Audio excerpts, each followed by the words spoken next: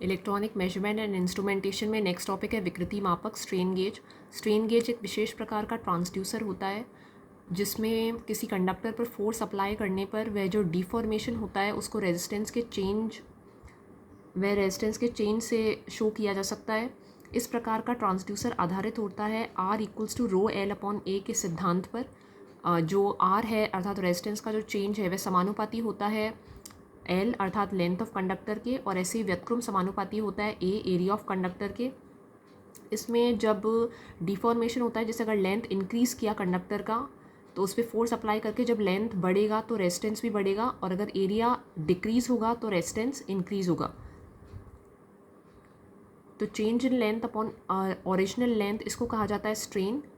किसी भी कंडक्टर पर जैसे इसका ओरिजिनल लेंथ है L0, जैसे इस पर फोर्स अप्लाई किया, उस फोर्स अप्लाई करने के कारण अर्थात उसको स्ट्रेच करने के कारण जो न्यू लेंथ है वह है L माइनस L0। ये हो गया चेंज इन लेंथ जिसको हमने शो किया डेल्टा L से। तो delta L upon L0 change in length upon initial length, ये हो जाएगा स्ट्रेन।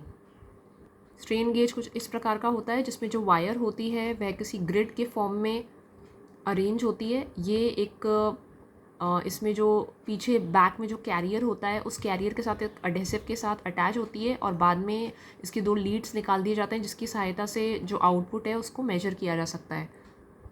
उसके बाद विकृति मापक या स्ट्रेन गेज के प्रकार।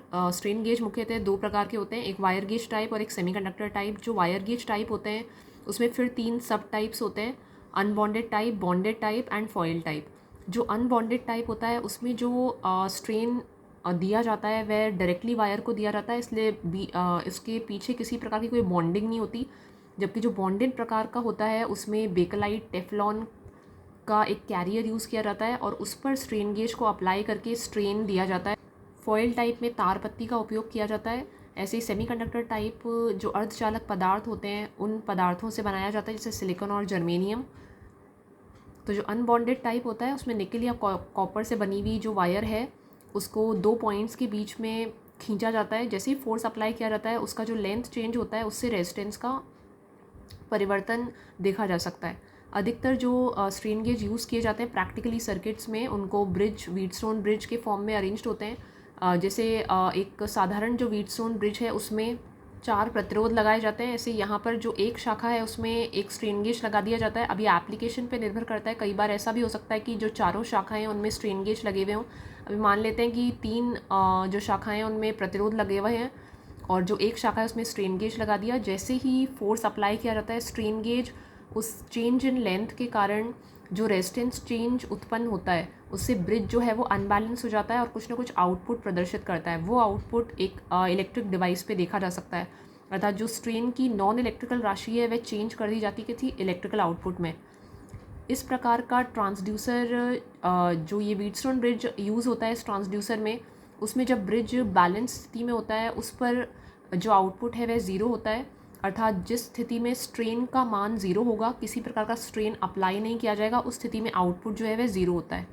तो अनबॉन्डेड टाइप में जब बल अप्लाई किया जाता है, फोर्स अप्लाई किया जाता है, तो एक विस्थापन होता है, डिस्प्लेसमेंट होता है कंडक्टर का, जिसके कारण रेजिस्टेंस चेंज होता है क्योंकि उसका जो कंडक्टर का लेंथ है वह चेंज होने से रेजिस्टेंस चेंज होता है, जिससे ब्रिज अनबैलेंस होता है और आउटपुट में जो वोल्टेज है वह मेजर की जा सकती है।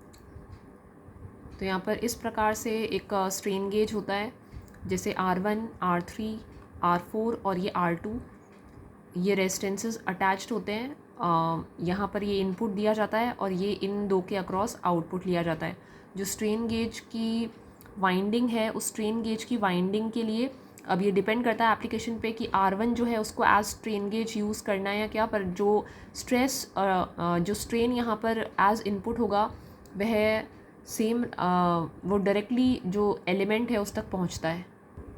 यह होता है एक अनबॉन्डेड स्ट्रेन गेज। तो अनबॉन्डेड स्ट्रेन गेज में जो रेजिस्टेंसेस लगे हुए हैं ये लगे हुए हैं स्ट्रेन गेज के वायर्स, और ये स्ट्रेन गेज के वायर्स प्रतिरोध का चेंज प्रदर्शित करेंगे। तो R1, R2, R3, R4 ये 4 लगे हुए हैं जैसे जो ब्रिज में अरेंज थे।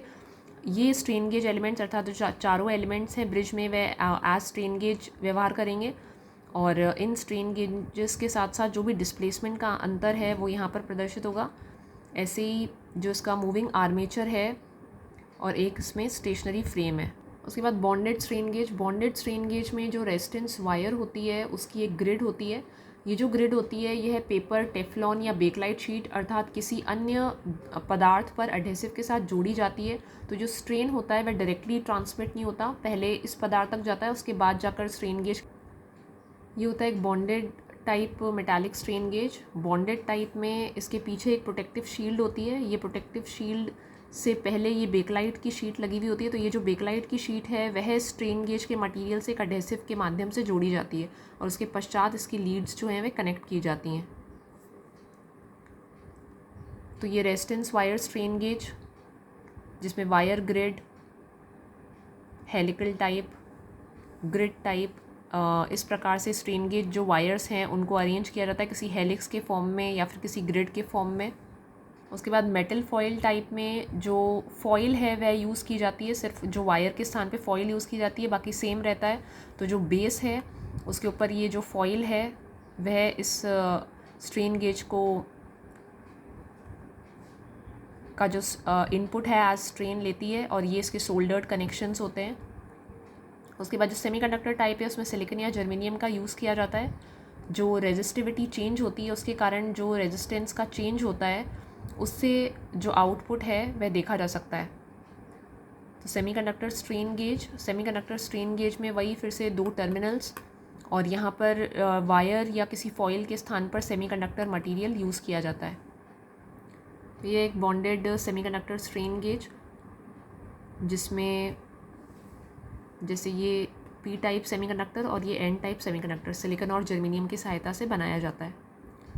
ये होती है थ्योरी ऑफ स्ट्रेन गेज। जैसा कि हमें पता है R equals to rho L upon A. जैसे हम यहाँ से लॉग लेंगे तो ये क्योंकि डिवाइडेड में है ए इसीलिए ये ऊपर जाके माइनस हो जाएगा, तो ये हो जाएगा L N R equals to L N rho plus L N L minus L N ए।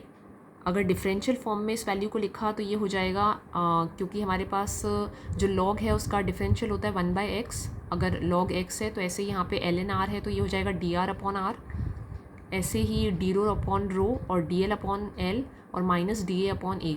अब जो एरिया होता है वो होगा हमारे पास पाई इंटू डी स्क्वायर, क्योंकि जो इसका एरिया रहेगा अर्थात एरिया ऑफ क्रॉस सेक्शन जो वायर का रहेगा वो वायर का ये वाला भाग सर्कुलर होगा तो पाई डी स्क्वायर। तो उस पाई डी स्क्वायर के कारण था कांस्टेंट इंटू डी स्क्वायर, उसको सी से शो किया गया है तो सी इंटू डी स्क्वायर।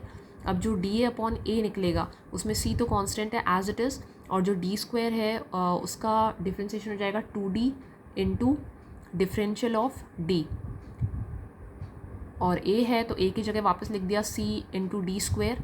अब यहाँ से डी और डी कैंसिल और बाकी वैल्यू हमारे पास हो जाएगी 2 into differential of D upon capital D. इसको हम अगर इस सेकेंड वाली इक्वेशन में रखें और उसके बाद डिवाइड कर दें डी एल अपॉन एल से तो हमारे पास ये वैल्यू आ जाएगी। अब इसमें जो गेज फैक्टर होता है वह होता है change in resistance upon change in length. तो जितना चेंज इन रेजिस्टेंस है वो चेंज इन रेजिस्टेंस रहेगा डी आर अपॉन आर और ऐसे ही change in length upon original length ये रहेगा डी एल अपॉन एल।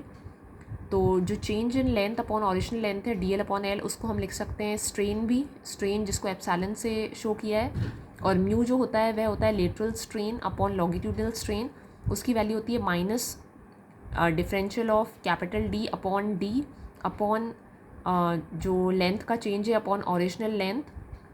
इन सारी वैल्यूज़ को यूज़ करके जो गेज फैक्टर है उसको लिखा जा सकता है G F equals to D rho upon D L upon L plus जितना भी चेंज ऑफ लेंथ है वो 1 और यहाँ पर एक वैल्यू आ रही है डी ऑफ कैपिटल डी अर्थात ये वाली वैल्यू, इसको लिखा जा सकता है म्यू, तो ये वैल्यू हो जाएगी +2 इंटू म्यू। तो जी की वैल्यू हमारे पास क्या रहेगी 1 + 2 इंटू म्यू, क्योंकि जितने भी मेटल्स हैं उनमें रेजिस्टिविटी और स्ट्रेन के साथ इतना वेरी नहीं करती है, इसलिए ये डी रो अपॉन रो वाली वैल्यू 0 हो जाती है। तो G F gauge factor equals to 1 +